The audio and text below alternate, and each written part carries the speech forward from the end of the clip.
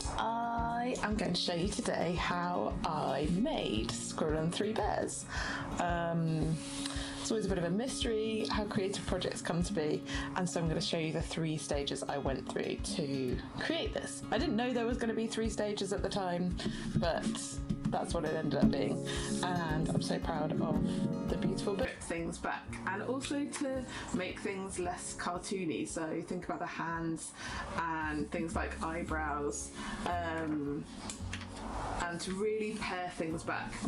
So that was like the best thing I did to get feedback on this, and I'm really proud of myself for showing it to some of the top publishers in the industry, like the chief editor of Nosy Crow Publishing. I can't believe that she actually sat down and gave me 10 minutes of her time, but gave me some really useful feedback, and I thought, I can just learn from this. All I can do is learn.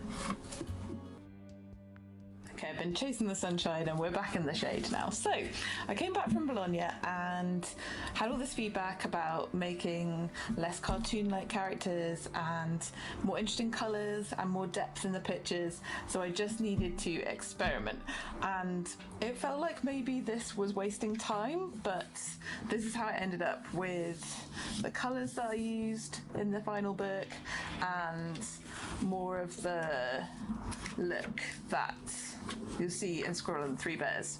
So I just made loads of experiments, trying out the characters in different ways, trying out different colours, trying out different ways of moving, and really stripping it back, making it a lot less cartoon-like, and seeing if I could still make the character expressive. And then working on the background elements as well, trying out different techniques with trees and making plants, and I did really enjoy this. I wish I'd let myself enjoy it more, because it felt like I was never finishing anything, but it was really important to experiment. And I was trying out using digital art a bit more as well. I did a lot of experimenting with this image with different kind of colour palettes, and tried to get things that felt right, and tried putting the words on to see what the new book felt like.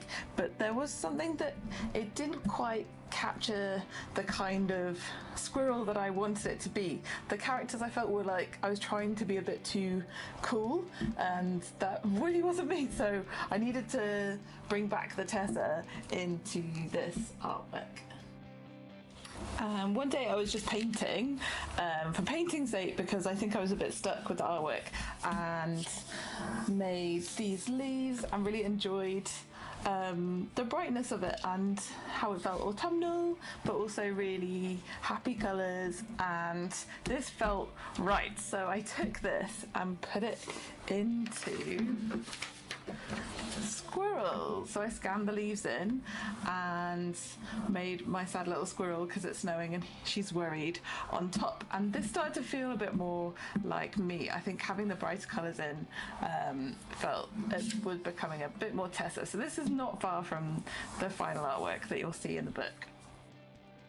So then I tried working with chalk, which I really, really enjoyed the process of, and so that's how I ended up working with chalk. Comparing actually now the chalk stuff with the paint stuff, I think maybe I should have stuck with the paint, because it might have been easier to use with the it's a bit neater.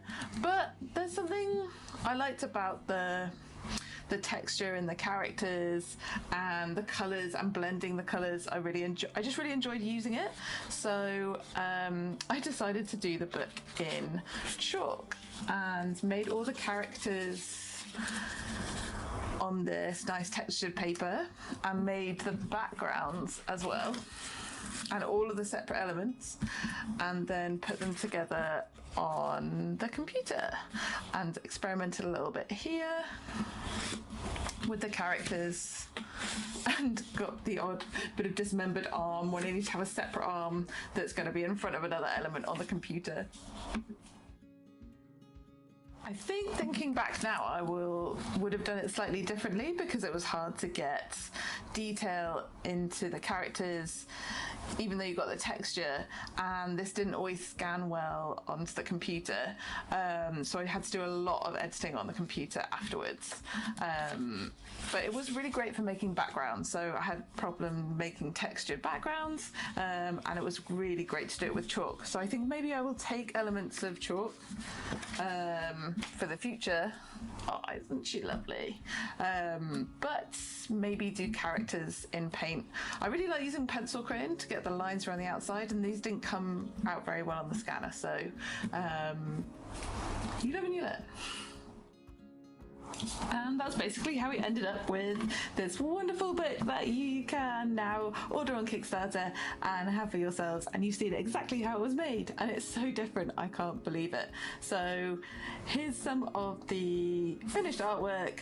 I tried to get a bit of perspective in and use that by layering on Photoshop, and would cut out the characters and place them on, and that was an easy way for me to learn how to make pictures in perspective. I could make lots of mistakes on the computer and it didn't matter, and that was just really good for building my confidence. This is an image that hasn't changed much from the beginning, and it's always people's favorite one, even though it's actually easiest to do. So that's a lesson to learn. And I love the light and shade that were created in the final book. A lot of thought went into the colours and how the colours change from the start to the beginning. So lovely autumnal colours, finishing with more wintry, colder shades at the end. Very nice. I love how this turned into this, one of my favourite spreads. It just shows that you've got to persevere. I just said to myself, I'm going to make a book. I will definitely make a book that I'm proud of, and I won't stop until I'm happy with it. And it shows if you just really work on something, you can create something really cool. But you have to go through the process. I was really proud of this at the time, but I'm even more proud of this. But mostly because it's come from this. Like, I've improved so much, and it's just from practicing and from doing it again and doing it again and asking for feedback and doing it again. You make something this awesome as well.